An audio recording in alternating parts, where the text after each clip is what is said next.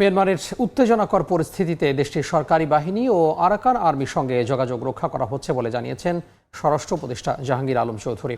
দুপুরে টেকনাফের বিভিন্ন সীমান্তে এলাকায় বিওপি ও ব্যাটালিয়ন কার্যালয় পরিদর্শনের পর দমদমিয়া জেটি ঘাটে কথা বলেন তিনি।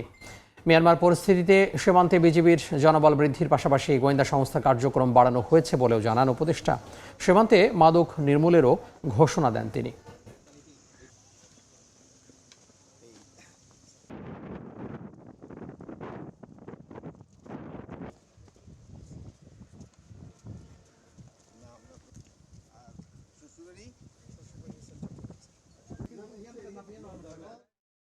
2017 সালে বাংলাদেশ আশ্রয় দেওয়া হয় প্রায় 10 লক্ষ রোহিঙ্গা।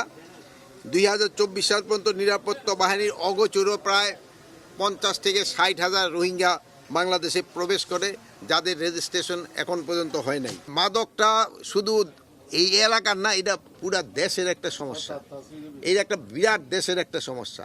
এটা আপনাদের সবারই সাহায্য এবং সহযোগিতা দরকার হবে। এই মাদকটা যেভাবে হোক আমাদের এটা প্রতিহত করতে হবে।